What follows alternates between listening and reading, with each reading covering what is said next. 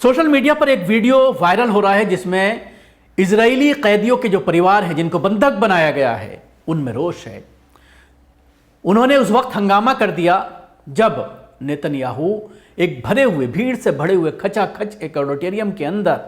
बहुत बड़ा ऑडिटोरियम है जिसमें हजारों लोगों की कैपेसिटी है, वो पूरा ऑडिटोरियम भरा हुआ है। लेकिन ऐसे में जो इजरायली बंधक हैं जिनको हमास के जरिए बंधक बनाया गया था 7 अक्टूबर को, उन्होंने बीच में खलल डाला। स्पीच रोकनी पड़ी नेतन्याहू को बीच में, और उन्होंने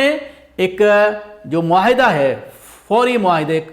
जंगबंदी का मुआहिदा हो और उसके बाद तमाम जो कैदी हैं उनको हवाले किया जाए, इसको लेकर उन्होंने कहा, इस तरह के नारे लगाए गए कि अब और देर नहीं बल्कि अभी अभी के नारे। ये आप अपने टीवी स्क्रीन पर देख सकते हैं कि पूरा हॉल जो है वो खचाखच भरा हुआ है। नेतन्याहू स्पीच दे रहे हैं लेकिन लोग खड़े होकर के अचानक जो है नारे लगाने लगते हैं। अभी अभी की आवाज़ जो है वो सुनाई दी जा सकती है अपनी लैंग्वेज में, वहाँ की लोकल लैंग्वेज में इस तरह के नारे लगाए जा रहे हैं और नेतन्याहू को अपनी स्पीच बीच में ही छोड़नी पड़ी है। तो कहीं ना कहीं ज़बरदस्त विरोध इजराइल में नेतन्याहू का देखने में आ रहा है, क्योंकि वो पूरी तरह से नाकाम रहे हैं जो बंधक हैं उनको छुड़ाने में। जिस तरह से 8 अक्टूबर को उन्होंने कहा था कि 1 हफ्ते के अंदर हमास को नेस्तनाबूद कर दिया जाएगा, सुरंगों को तबाह बर्बाद कर दिया जाएगा, इनका नेटवर्क पूरी तरह से हमेशा के लिए खत्म कर दिया जाएगा, हमास के जितने लड़ाके हैं उनको मार दिया जाएगा, ये दावा किया था। लेकिन आज तकरीबन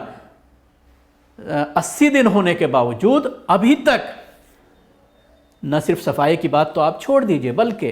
अब इजराइल बहुत से इलाकों से भागता हुआ नजर आ रहा है। दोबारा से रणनीतियां बनाई जा रही हैं, अमेरिका भी हाथ खींच रहा है अपना। तो ये तमाम चल रहा है। उसके साथ ही लगातार इजराइल की सड़कों पर नेतन्याहू के खिलाफ आक्रोश,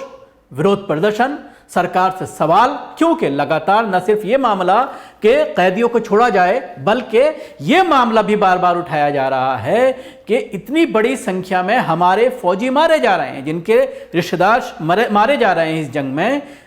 उनके रिश्तेदार भी जिस तरह से रोना, जिस तरह से पीटना, जिस तरह से हंगामा करना और फिर इस पूरे मामले के लिए नेतन्याहू को जिम्मेदार ठहराना कि उन्होंने हमें आग में झोंक दिया, मरने के लिए गजा भेज दिया, इस तरह की बातें। और उसके साथ ही बहुत सारी चीज़ें ऐसी सामने आ रही हैं कि मानसिक स्थिति,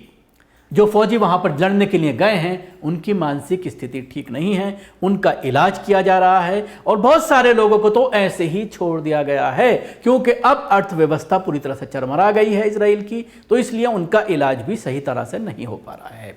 इसके साथ ही एक और बात बताना चाहूँगा कि अल-क़सम ब्रिगेड ने इजरायली ऑक्युपाइड मुकामातों की तरफ रॉकेट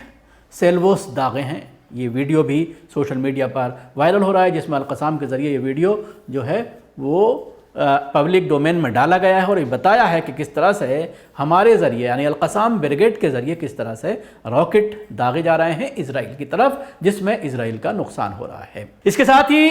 नेतन्याहू एक बार फिर